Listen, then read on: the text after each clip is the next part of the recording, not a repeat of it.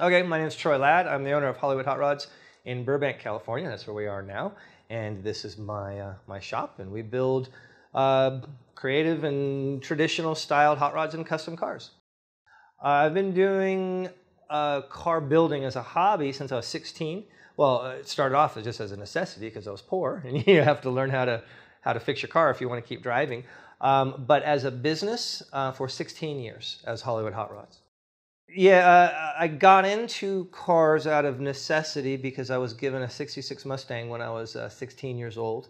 And I was kind of grew up poor, but I got that car, and I didn't even know it was cool at the time. Turned out it was a fairly cool car, you know. And in order to go to school or to work, not having any money, I had to learn how to fix it. So that was the original introduction, was just learning how to keep my car running.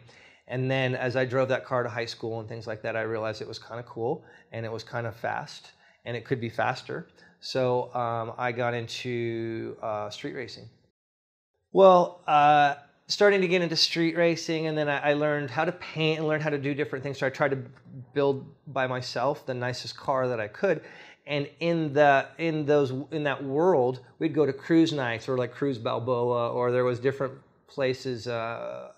Balboa, Orange County.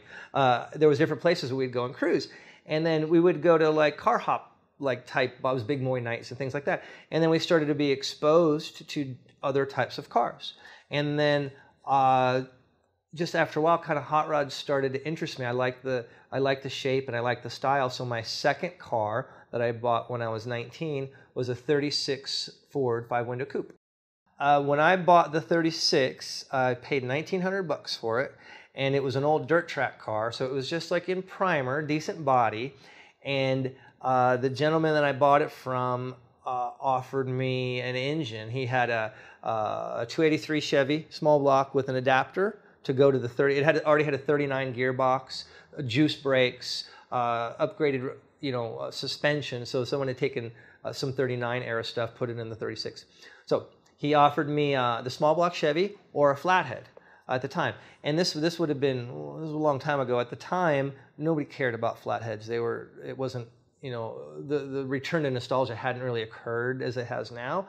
And I didn't even know what a flathead was, but I knew what a small block Chevy was. So I opted for the Chevy and put that in the car, and that's how I was able to get it up and running. So that was then my daily driver. I was 19 at the time, so then that was my daily driver to go to school and everything from there. And then, of course, street racing thing kind of never left, so I ended up building a 400 cubic inch small block for it, and then changed out the 39 running gear to modern stuff. I think it had a turbo 350 Ford 9-inch with limited slip, and then kind of built that up and did a little bit of racing with that too, just for fun. But that's kind of how it all happened. And then I started getting involved with like local car shows and things, and that's when I did the body work, learned how to paint it, because I just wanted a nice car. So I wanted all of the things, nice on the outside and fast.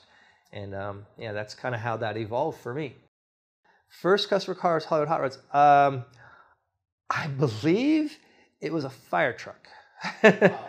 And I believe that maybe we got it by accident, because there used to be a 4-wheel drive shop in that building previous. And then I think maybe the fire truck guy, it was like a paramedics truck. I think maybe he didn't realize that it had changed hands, but it had airbag suspension because of the weight, and he had blown an airbag.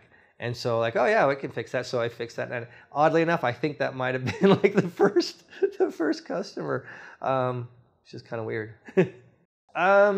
So the whole idea of like traditional aesthetic, we're a little bit unique in the fact that I like the design stylings of traditional cars, and I like that aesthetic, and I like that conceptually and design-wise, but I also embrace modern technology in many ways too. So we can kind of mix and match. So our motto is respect tradition, but I often say we respect tradition, but we're not bound by it.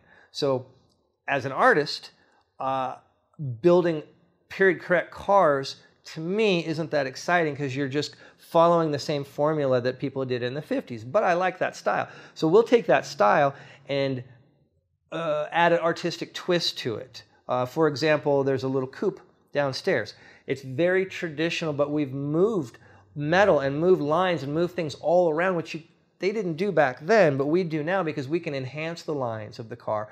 And then as far as the traditional aesthetic, we also add in, like on that particular car, European design styles.